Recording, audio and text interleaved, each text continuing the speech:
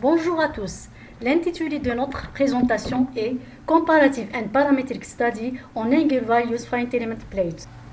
Le plan de notre exposé est divisé en 6 grandes parties.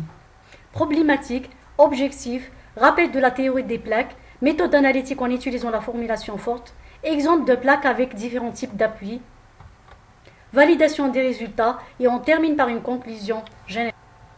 Pour ce qui est de la problématique, les éléments orientés dans leur plan, tels que les plaques, sont des composantes structurales fréquemment utilisées dans plusieurs domaines, d'où le fait qu'ils s'exposent à diverses forces d'excitation, dont la source provient de différentes origines, moteur, vent, vagues, séismes, etc. Ces forces excitatrices peuvent causer des effets néfastes sur leur comportement structural. Pour pallier à ce problème, il est impératif de faire une analyse aux valeurs propres, approfondie et numérique. L'objectif de cet article est d'analyser les paramètres de fréquence naturelle, sachant que les fréquences angulaires des plaques sont déterminées analytiquement à l'aide de la méthode énergétique, puis comparées à celles données par le logiciel SAP 2000, en tenant compte de l'effet de certains paramètres fondamentaux tels que les conditions limites et les dimensions des plaques. On va commencer par un rappel de la théorie des plaques. Un élément plaque est un solide élastique plan dont une dimension selon l'épaisseur est petite en comparaison des deux autres et qui généralement comporte un plan de symétrie au milieu de l'épaisseur que nous appellerons surface moyenne, comme le montre la figure suivante. On commence par une représentation du champ de déplacement. Le champ de déplacement s'exprime alors en fonction des trois variables W, θx, θy par la relation suivante. D'où W c'est le déplacement transversal, θx et θy sont les rotations dans le plan XZ et YZ respectivement. On passe à la représentation du champ de déformation. L'état de déformation en coordonnées cartésiennes est défini par les expressions suivantes. Le tenseur de déformation peut être décomposé en deux parties. L'une indépendante de Z traduisant les déformations de ces éléments notés εs, l'autre partie εb dépendante de Z représente les déformations de flexion, comme le montre l'équation suivante. Passons maintenant à la formulation des équations de mouvement. Les équations de Lagrange permettent d'obtenir les équations du mouvement du système discret à partir des expressions des énergies cinétiques, potentielles et de dissipation, soit le Lagrangien qui est égal à l'énergie cinétique moins l'énergie potentielle.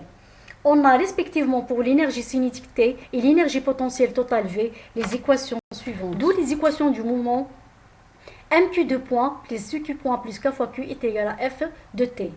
Sachant que m c'est la matrice de masse et la matrice de rigidité s'écrit comme suit. K est égal à kf plus kc. C'est la somme de la matrice de rigidité à la flexion plus celle de C. Méthode analytique en utilisant la formulation forte. L'hypothèse de vibration libre, dont les seules forces transversales agissant sur la plaque sont les forces d'inertie dues à la masse volumique par unité de surface, l'équation du mouvement s'écrit. En utilisant la séparation des variables et en prenant une variation temporelle harmonique, comme le montre l'équation suivante. En utilisant le Laplacien, l'équation du mouvement devient, afin de déterminer la solution générale posant bêta 4 est égal à oméga carré ρ divisé par d. L'équation peut être mise sous la forme suivante. On définit par la suite les deux fonctions oméga 1 et oméga 2 telles que. Il est alors aisé de vérifier que la solution générale peut s'écrire comme le montre l'équation suivante. Oméga c'est la somme de oméga 1 plus oméga. En substituant la dernière équation dans l'équation du mouvement, on aura l'équation suivante. Pour la partie oméga 1, la solution générale est de la forme exponentielle. La solution générale de la partie oméga 2 prend la forme complexe associée. La solution complète peut être réécrite en termes de fonctions hyperboliques et trigonométriques, comme le montre l'équation ci-dessous. Expression théorique des valeurs propres d'une plaque simplement appuyée sur ses quatre côtés. Soit A et B, les dimensions de la plaque selon x et y. Les conditions et limites ont pour expression. Leur application à la solution générale dans le slide précédent conduit à la solution suivante. Et l'on résulte les fréquences de la plaque simplement appuyée comme le montre l'équation ci-dessous. Passons maintenant à la validation des résultats. Les quatre traités sont une plaque rectangulaire encastrée et simplement appuyée, en utilisant une approximation polynomiale comme le montre l'expression de la flèche W. L'énergie de déformation s'écrit sous cette forme. Sachant que oméga carré égale à U max, l'énergie de déformation U max sur l'énergie cinétique T max. Dans notre cas, oméga carré prend la forme suivante. D'où on peut écrire oméga comme suit. Le paramètre fréquentiel A, c'est l'effet de la variation des dimensions d'une plaque simplement appuyée sur le paramètre fréquentiel est représenté dans le tableau ci-dessous. Ce graphe montre l'effet de la variation des dimensions d'une plaque simplement appuyée sur le paramètre fréquentiel. Ce deuxième graphe laisse apparaître l'effet de la variation des dimensions d'une plaque encastrée sur ses quatre côtés, sur le paramètre fréquentiel, et ce en comparant les résultats de la méthode exacte et approchée avec le logiciel SAP.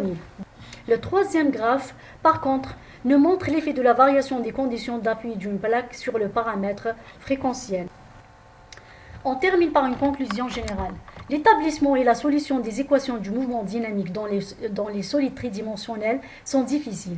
C'est pourquoi les ingénieurs sont toujours en quête de modèles idéaux destinés à leur faciliter le travail. Les plaques constituent une idéalisation bidimensionnelle de solides dont une dimension est nettement plus petite que les autres. Sachant qu'afin de déterminer les fréquences en utilisant la formulation forte implique une difficulté de plus qui consiste en l'intégration de l'équation différentielle du mouvement dynamique du quatrième ordre. C'est pourquoi on a recours aux méthodes approximatives, et ce pour les besoins pratiques. Les modèles mathématiques ainsi que les solutions correspondantes aux cas traités montrent clairement l'influence des dimensions de la plaque ainsi que les conditions limites sur le paramètre fréquentiel. Merci pour votre attention.